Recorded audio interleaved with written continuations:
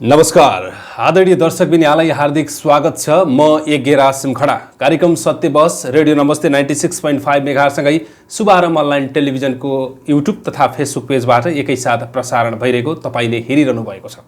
आदरणीय दर्शकबिनहरू, हामी कार्यक्रम सत्य बहसमा विभिन्न सत्य कुरालाई निकाल्ने प्रयास गर्छौं, अर्थात् असत्यमाथिको चिरफार गरेर देश र विदेश अनि त्यसै गरेर स्थानीय स्तरतिर भएका विभिन्न विसङ्गतिहरूलाई हामी रोक्ने प्रयास गर्छौं। त्यस प्रयास गर्ने अनुरूप आजको कार्यक्रमको सत्य बहसको नयाँ श्रृङ्खला पनि ल्याएर उपस्थित भएका छौं। आज हामीसँग एकजना यस्ता व्यक्ति हुनुहुन्छ जुन टिकापुर क्षेत्र मात्रै नभएर नेपालका विभिन्न ठाउँमा भइरहेको पछिल्लो बैंकको ज्यादती विरुद्ध अर्थात् बैंकले गरेको ब्याज दर बढाउने विरुद्धको आन्दोलनमा अग्रसर भएर अगाडि लाग्नुभएका एकजना आदरणीय व्यक्तित्व, अर्थात् अझै भन्ने हो भने यो क्षेत्रका जुझारु युवा नेतृत्व, त्यसै गरी भन्ने हो भने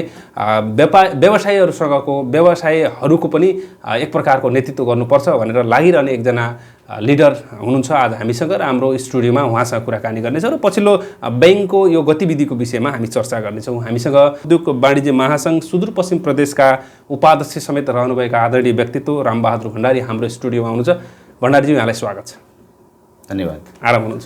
एकदमै आरामै छु। कार्यक्रमको सुरुवातमै भनिहालेँ मैले, बैंकको ब्याज दरको विषयमा अहिले टिकापुर उद्योग वाणिज्य सङ्घ जस्तै त्यस्तै गरेर भन्ने हो भने तपाईँको प्रदेश र राज्यका केही ठाउँहरूमा यो एक प्रकारको विरोध भइरहेको छ र आन्दोलनका कार्यक्रम चरणबद्ध रूपमा अगाडि बढिरहेका छन्। र माथिबाट भन्ने हो भने दुर्गा प्रसाईले केही पहल कदम पनि गरिसक्नु भएको छ। तपाईँहरूलाई यो जगजाहेर नै छ। म कुरो सुरु कहाँबाट गरौँ भने यो पछिल्लो समयमा जुन बैंकले गरेको ब्याज दर विरुद्ध अर्थात् बैंकले आफ्नो मनमानी तरिकाले चाहिँ बैंकले जो ब्याज बढाएको छ त्यसको विरुद्धमा चाहिँ व्यवसायीदेखि लिएर तपाईँहरू सबै लाग्नु भएको छ। यो तपाईँको आन्दोलन अर्थात् तपाईँले गरेका मुद्दाहरू कतिको जायज छन् र कतिको लागू हुन सक्ला या नसक्ला, यस विषयमा सुरु गरौँ कुराकानी। धन्यवाद यज्ञ सर। पक्कै पनि अब यो बहसकै विषय अधिराज्यभरि भइरहेको छ। अब हामीले पहिलो चरणको सुदूरपश्चिम प्रदेश जुन उद्योग वाणिज्य महासङ्घकै प्रसङ्गबाटै सुरु गरौँ। सुदूरपश्चिम प्रदेशले जुन एउटा चरणबद्ध रूपमा आन्दोलनको थालनी गर्यो, हाम्रो पहिलो चरणको साङ्केतिक र शान्तिपूर्ण आन्दोलन मात्रै थियो। हामी त्यो अवस्थामा अहिले पनि साङ्केतिक रूपमा पछिल्लो चरणमा जुन हामीले कोट सभा अनि नगर परिक्रमा र अब यो बैंक सम्बन्धी ठाउँ ठाउँमा भेलाहरू गरेर कार्यक्रम गरेर एउटा चरण सिद्ध्याएका छौँ र अहिले पनि त्यो चरणको साङ्केतिक चाहिँ विभिन्न विरोधका ब्यानरहरूमा जसको चाहिँ त्यो एउटा आवाज देखियोस्, व्यवसायहरू यस्तो मर्कामा छन्, छिटोभन्दा छिटो सम्बोधन गर, ए सरकार, नियमनकारी जुन हामीसँग आबद्ध सङ्घ संस्थाहरू छन् उहाँहरूको पनि कमसेकम चेतनाको कमसेकम उजागर होस्, वृद्धि होस्, उनीहरूले पनि थोरै भए पनि यसमा बोल्न अब सुरु गरून् भन्ने उद्देश्यका साथ हामीले पहिलो चरणको पनि अब ब्यानरहरू लगाउने सम्ममा हामीले जानकारी दिइसकेका छौँ र नितान्त पछिल्लो चरणमा हामी पनि अब यो सरकारका धेरै सम्बन्धित जो व्यक्तित्व, सङ्घ संस्था या जे पनि हुनुहुन्छ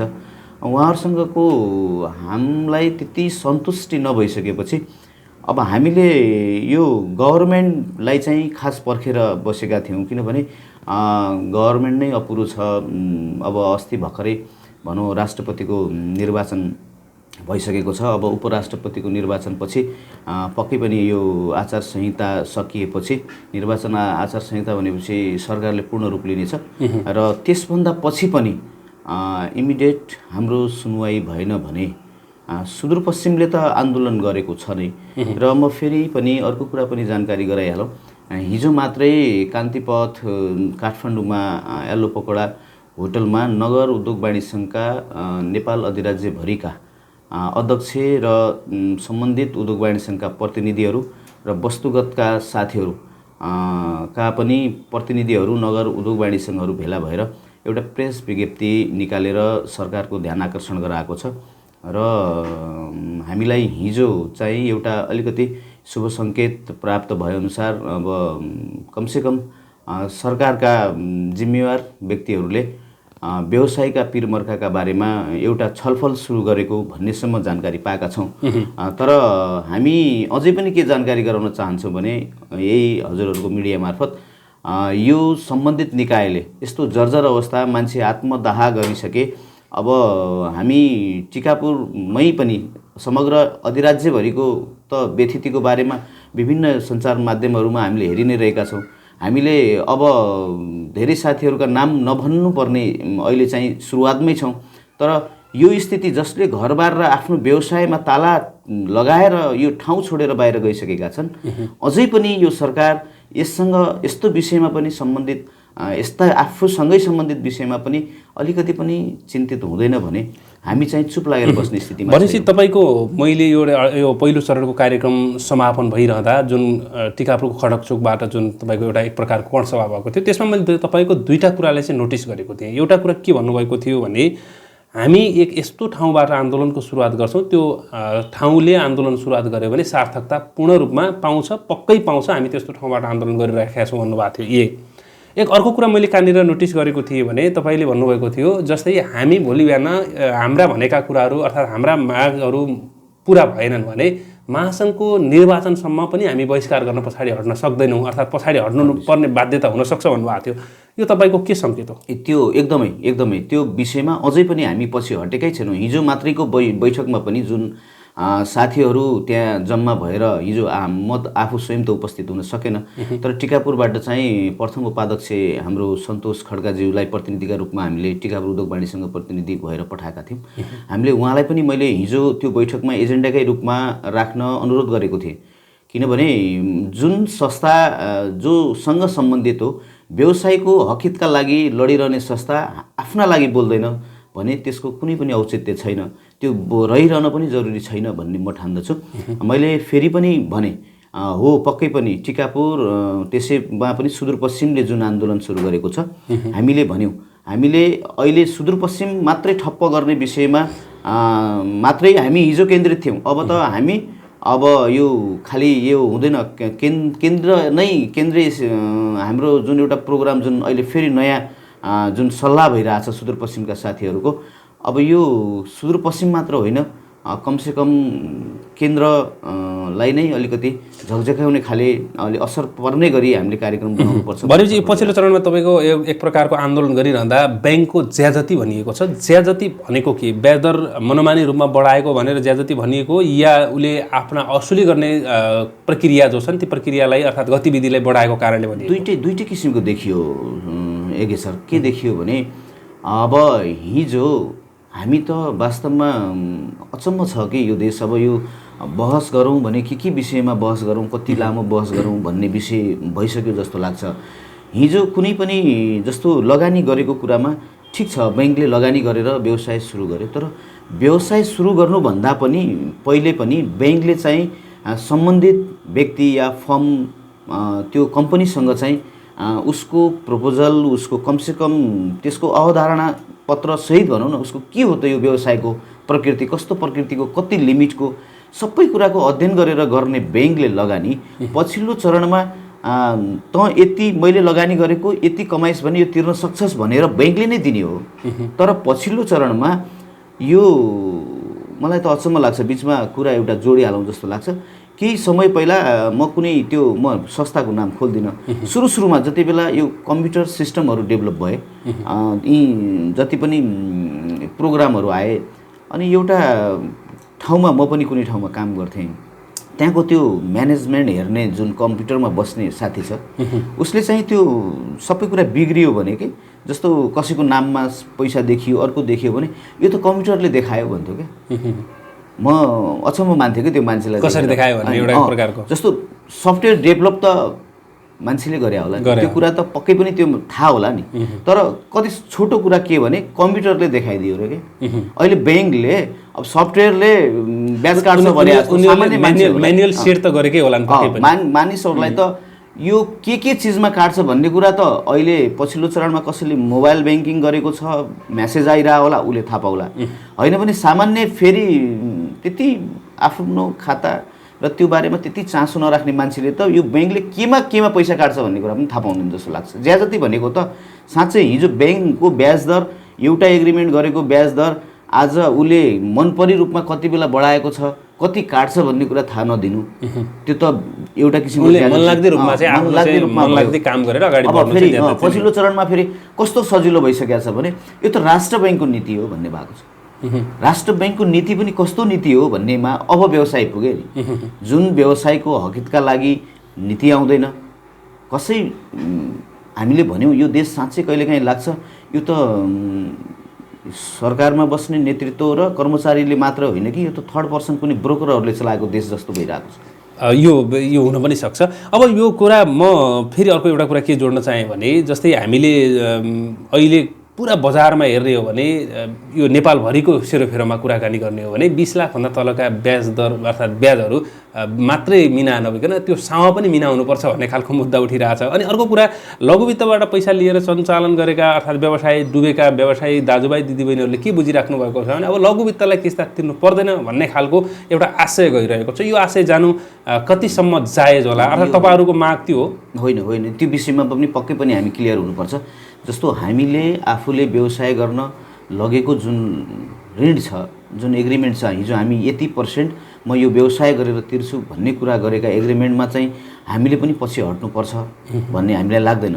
मात्रै के हो भने हामी पनि यही देशका नागरिक हौँ, व्यवसाय हौँ। यो देशलाई त हामीले बरु धेरै ठुलो कमसेकम आफ्नो तर्फबाट योगदान दियौँ भनौँ, या हामी पनि कमसेकम एउटा अङ्गका रूपमा महत्त्वपूर्ण अङ्गका रूपमा लाग्छौँ। तर यो सरकारले बनाउने नीतिहरू विगतमा त्यति लामो समय कोभिडले थला परेको बिजनेस क्षेत्र, व्यापार क्षेत्र, मान्छेलाई जीविकोपार्जन र यो बल्ल बल्ल अलिअलि उठ्न लागेको जुन व्यवसायहरू छन्, अनि त्यसलाई फेरि अहिलेको जुन नीतिगत रूपमा ल्याएका यी नीतिहरूले पक्कै पनि असर पारेको हो। यति बेला अभिभावकका रूपमा राष्ट्रले हेर्नुपर्छ भन्ने कुरामा दुई मतै छैन। तर हो कि भने हामीले कसैको अभियान कसैले आफूलाई के चलायो भन्ने होइन। हामीलाई आज पक्कै पनि जस्तो म फेरि बिचमै कुरा जोडिहालौँ, त्यो दुर्गा परसाईजीको बिचबिचमा कुरा निस्किरहेको छ।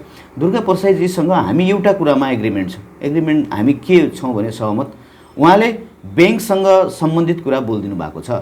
त्यो कुरामा हामी 100% उहाँसँग सहमत हौँ भने अरू उहाँको विचार आस्था अन्य के हो उहाँसँग हाम्रो कुनै पनि अरू कुरामा सरोकार रहेन। तर हो कि भने नितान्त अप्ठ्यारो परेका बेला जुन विषय उठेको छ त्यो विषयमा बोलिदिने मान्छे त हाम्रो मान्छे हो नि हामीलाई हो। त्यसकारण अहिले पनि हामी भन्छौँ अभिभावकका रूपमा नेपाल सरकारले व्यवसायहरूलाई हेर्नै पर्छ, तर हामी ब्याज तिर्दैनौँ, हामीले भनेकै छैनौँ, हामी ब्याज तिर्छौँ।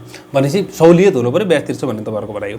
जस्तै तपाईँ एउटा उच्च तहको, म त व्यापारीको नेता भन्छु, तपाईँ व्यापारको एक प्रकारको लिडर गरिराख्नु भएको छ। यो स्थानीय स्तरतिरका बजार व्यवस्थापनका लागि पारीका बजारले स्थानीय बजारले चाहिँ खाइरहेको अवस्थामा तपाईँहरूको ध्यान गएन भनेर यहाँका नागरिकहरूले एक प्रकारको चासो दिन्छन्, अर्थात् तपाईँमाथि उनीहरूको चाहिँ एक प्रकारको आरोप भनौँ या एक प्रकारको तपाईँमाथिको चाहिँ दोष लगाइरहेको स्थिति देखिन्छ। तपाईँहरूले कसरी हेर्नुभएको छ स्थानीय बजारलाई जोगाउनका लागि अर्थात् पारीको बजारसँग प्रतिस्पर्धा गर्नका लागि यता नेपालका अर्थात् सीमावर्ती क्षेत्रका बजारलाई अझै बढावा दिनका लागि तपाईँहरूको भूमिका कहाँनिर कसरी खेलिरहेको छ त्यो देखिने गरी भनिदिनु पऱ्यो। एकदमै महत्त्वपूर्ण प्रश्न पनि हो यो। विगतमा धेरै ठुलो अभ्यासका रूपमा हामी टिकापुर उद्योग वाणिज्य सङ्घको टोली नै कुनै बेला खग्रोला भन्सारमा आफै बसेर ड्युटीसम्म पनि गरियो।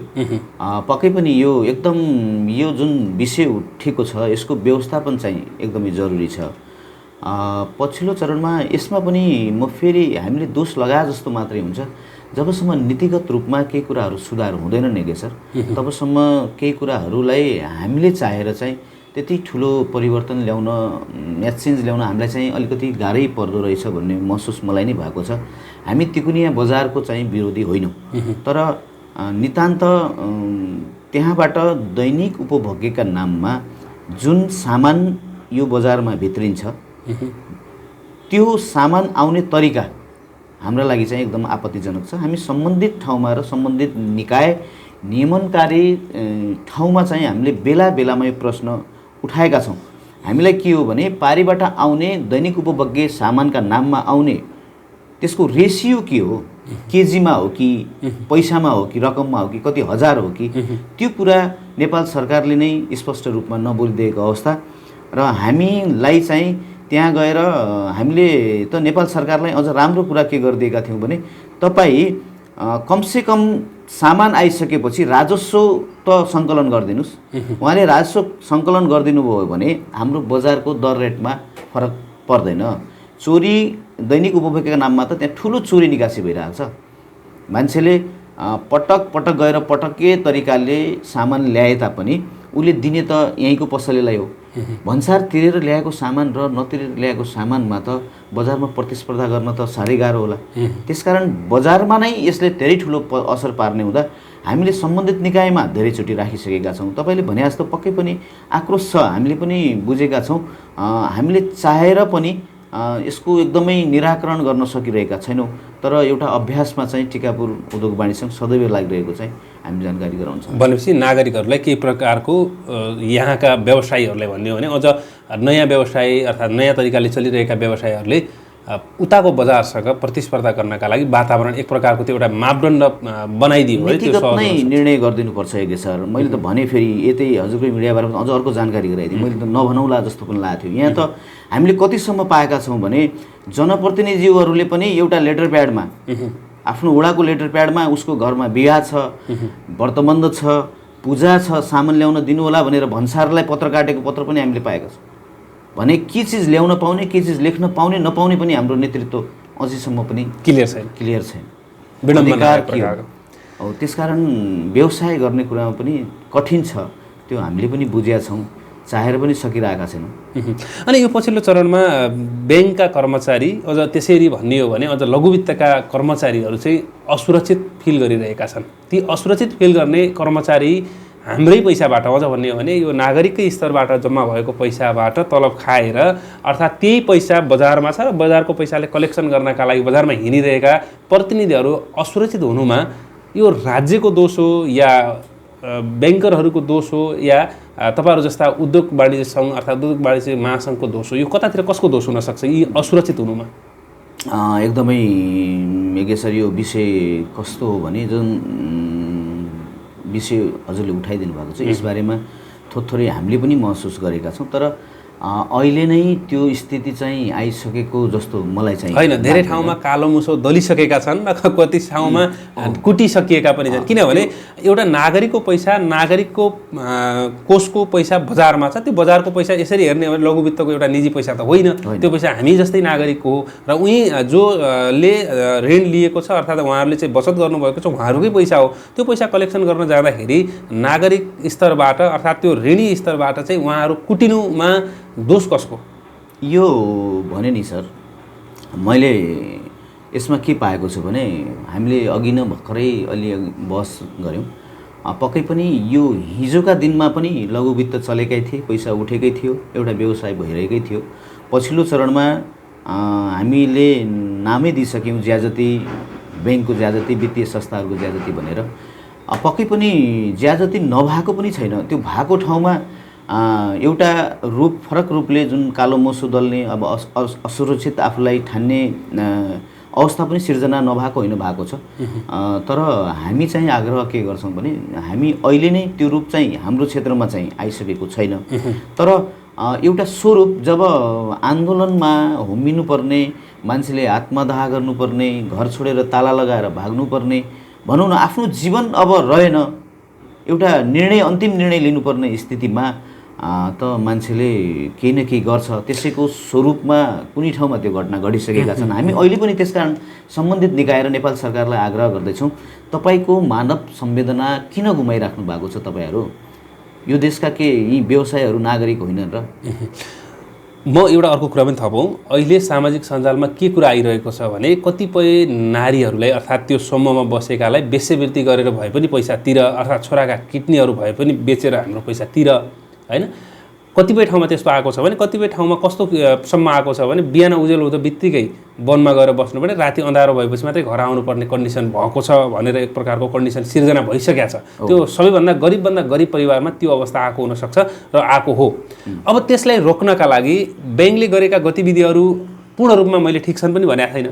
बैङ्कले गरेका केही कुराहरू चाहिँ ठिक पनि छन्, तर ब्याङ्करहरूले के भनिरहेका छन् भने यो हाम्रो बाध्यता हो, हामीलाई माथिबाटै नै एउटा प्रकारको सर्कुलेसन आएको हुन्छ, एउटा व्हिप हुन्छ, त्यो व्हिप अनुसार हामीले काम गर्नुपर्छ भनेर उहाँहरूले चाहिँ स्वीकारिसक्नु भएको अवस्था पनि छ। अब यसलाई रोक्नका लागि माथि भने कहाँ हो त, त्यो माथि तपाईँले पुगिदिनु पऱ्यो कि परेन? अब त्यसै विषयमा नै हाम्रो लडाइँ हो भने नि मैले एकैछिन अगाडि जुन तपाईँले अब यो स्थिति आयो भन्ने कुरा आएको छ, असुरक्षित हुनुपर्ने स्थिति आउँदा त त्यो माथि भन्नेहरूले पनि आफ्ना कर्मचारी त कमसेकम बचाउनु पर्ला, त्यसैमा व्यवसाय बचेन, आखिर त्यो ब्याङ्क बच्ला, उनीहरूको लगानी बच्ला। त्यसकारण नीतिगत रूपमै माथिल्लो भन्नाले हामीले चाहिँ नेपाल सरकार पहिलो, अब त्यसपछि राष्ट्र ब्याङ्कको कुरा आयो, अब नियमनकारी जुन हामीसँग सम्बन्धित जुन विभागहरू छन् ती त छँदैछन्। त्यसकारण हाम्रो आग्रह पनि के हो भने यी सबै कुराहरूलाई सन्तुलन गर्नका लागि सबैभन्दा पहिले चाहिँ अलिकति मानव संवेदना पनि यो राज्यका ती नेतृत्व वर्गहरूलाई आउनु पहिलो कुरा चाहिँ जरुरी छ जस्तो लाग्छ हामीलाई। त्यसकारण कहिलेकाहीँ लाग्छ, हेर्नुहोस् अब यो माटो बेच्नेहरूलाई, आमाको अस्मिता बेच्नेहरूलाई, जुन पछिल्लो चरणमा यो नेपालको राजनीतिक अवस्थामा जुन नेतृत्व गरिरहेकाहरू छन्, तिनीहरूबाट यो पुर्खाहरूले कमाएको इमानसहित नराख्न सक्नेहरूबाट धेरै ठुलो अपेक्षा गर्न नसकिने स्थिति हुँदा हामी आन्दोलनमा अब जुन स्वरूपको कुरा गरिसक्नु भएको छ, आज त खालि मुसो दल्ने र खालि यो ब्याङ्क बन्द गर्ने कुरा मात्रै आएको छ। यसले त फरक रूप पनि लाग्न सक्छ, आन्दोलन न हो। मैले फेरि स्मरण गराएँ, सुदूरपश्चिम त्यसैमा पनि टिकापुर क्षेत्रले गर्ने आन्दोलन त्यति सजिलो आन्दोलन हुँदैन, यसले चाहिँ अलिक कठोर आन्दोलन हुन्छ। यी कुरा त बाध्यतात्मक स्थितिमा सिर्जना हुने कुरा नहुन्छ। भनेपछि यो ब्याङ्कलाई एक प्रकारको अर्थात् ब्याङ्कको माथिल्लो निकायका व्यक्तिहरूलाई एक प्रकारको चुनौती पनि हो। चुनौती हो, किनभने मानव संवेदना गुमायो भने, एउटा बाँच्न नसक्ने स्थिति आयो भने त्यो मान्छेले जस्तो सुकै पनि निर्णय लिन सक्छ, भड्किन सक्छ, ऊ भड्कियो भने जे पनि हुनसक्छ। अब हामी कार्यक्रमको लगभग अन्तिममा छौँ। अरे कार्यक्रमको अन्तिममा हाम्रो एउटा नियमित सेगमेन्ट रहन्छ जुन हामीले कल्पनामा गर्छौँ। यो एउटा मन्त्रालयतिर मैले जोड्न चाहेँ, सरकारतिर जोड्न चाहेँ। उद्योगको मन्त्री भइदिएको भए रामबहादुर भण्डारीले यो क्षेत्र मात्रै नभएर होल नेपालको व्यवसाय स्तरमा अर्थात् उद्योगको स्थितिमा र उद्योगको हितका लागि के काम गर्न सक्थ्यो होला? कल्पनामा तपाईँले छोटो प्रश्न, छोटो उत्तर दिनु होला। यो त बडा एउटा कल्पना हो, त्यो भइदिएको भए के गर्थ्यो? अरूले पनि अहिलेका धेरै सोच्नै पर्ने विषय अहिले चाहिँ झन् रहेन के सर, किनभने अब यो यस्तो जर्जर अवस्थामा रहेको नेपालको जर्जर अवस्थामा रहेको यो अवस्थालाई कन्ट्रोल गर्नका लागि हो सबभन्दा महत्त्वपूर्ण कुरा चाहिँ तपाईँले उठाइदिएकै विषय के हो भने नेपालमा आफ्नो उत्पादन केही रहेन। आज हामी आफैसँग विगतमा रहेका सबै फ्याक्ट्रीहरू बन्द भएको अवस्था आफैसँग भएका सरकारसँग, अनि आज आफ्नो उत्पादन नहुँदा यो जुन मूल्य वृद्धिदेखि लिएर विदेशमा सानो कुनै घटना घट्यो भने हामीलाई तुरुन्त पर्ने असरहरूको त एउटा ठुलो कारण चाहिँ हाम्रो आफ्नो उत्पादन नभएर हो। लगभग हामीसँग यत्रो प्रचुर मात्रामा सम्भावना हुँदा पनि हामीले केही नगरिसकेको अवस्थामा पहिलो कुरा चाहिँ उत्पादन नै हो। उत्पादनलाई प्राथमिकता दिएर हामीसँग के छ, हामीसँग धेरै चिज छ, अब त्यसमा वर्णनै गर्न नसकिने छ, जडीबुटी छ, खानी छ, पानी छ, सबै चिज हुँदा पनि हामीसँग उत्पादन हामीले गर्न नसकेका स्थिति हो। यसलाई चाहिँ सबैभन्दा बढी महत्त्व दिएर आफ्नो उत्पादन भइदिएको भए आज प्रत्येक मान्छे कमसेकम आय स्रोतसँग जोडिएको भए यी विभिन्न विषय उठिरहेका छन्, यी कुनै पनि विषय उठ्थेनन् जस्तो लाग्छ। त्यसकारण म चाहिँ उत्पादनलाई बढी ध्यान दिन्थेँ जस्तो लाग्छ। हस्, तपाईँले भनेका कुराहरू अहिलेका वर्तमान बालमा रहेका मन्त्रीहरूले पनि यो सोचन र उत्पादनलाई पहिलो प्राथमिकता रूपमा लिएर तपाईँको भनाइलाई चाहिँ उहाँले एक प्रकारको फलो गरून् अर्थात् अनुकरण गरून्। यो हामी शुभेच्छाका साथ यो भनाइलाई त्यहाँसम्म पुगोस् भन्ने हामी चाहन्छौँ। कार्यक्रममा आइदिनु भयो, आफ्ना मनका कुरा राखिदिनु भयो र यो क्षेत्रका नागरिकलाई परेका समस्याका विषयमा केही कुरा उठाइदिनु भयो, त्यसको लागि धेरै धेरै धन्यवाद। धन्यवाद यज्ञ सर, तपाईँको यो मिडिया र तपाईँलाई हार्दिक धन्यवाद दिँदै बिदा हुन्छु। आदरणीय दर्शकबिन, आजको कार्यक्रम तपाईँलाई कस्तो लाग्यो? जस्तो लाग्यो त्यस्तै सुझाव सल्लाह र प्रतिक्रिया हाम्रो कमेन्ट बक्समा लेख्नुहोला र तपाईँलाई मन परेका र आगामी दिनहरूमा कस्ता कुन व्यक्तिसँग कुराकानी गर्नुपर्छ भन्ने कुरा तपाईँलाई लाग्यो भने हाम्रो अफिसियल व्हाट्सएप नम्बर रहेको छ 9825 60 60 93। यो नम्बरमा तपाईँले कल गर्नुहोला, अर्थात् तपाईँले जिज्ञासा राखेर कस्ता मान्छेलाई अझ कुराकानी गराउनका लागि ल्याउनुपर्छ र अर्थात् तपाईँका केही मुद्दाहरू केही समस्याहरू छन् भने त्यो समस्याहरू समाधान गर्नका लागि हामी प्रयत्न गर्नेछौँ। त्यसका लागि हाम्रो व्हाट्सएप नम्बर रहेको छ 9825 60 60 93। यो व्हाट्सएप नम्बरमा तपाईँले मेसेज तथा कल गर्न सक्नुहुन्छ। भन्दै आजको कार्यक्रममा आउनुभएका अतिथि उद्योग वाणिज्य महासङ्घ सुदूरपश्चिम प्रदेशका उपाध्यक्ष समेत रहनुभएका आदरणीय व्यक्ति रामबहादुर भण्डारीजीलाई धेरै धेरै धन्यवाद दिँदै र धन्यवाद दिन्छु अहिलेसम्म प्रविधिमा साथ दिने रेडियोमा हिरालाल चौधरी र त्यसै गरी हाम्रो टेलिभिजनमा साथ दिने दीपक विश्वकर्माजीलाई धेरै धेरै धन्यवाद दिँदै आजको कार्यक्रमबाट बिदा हुन्छु। हवस् त, नमस्कार।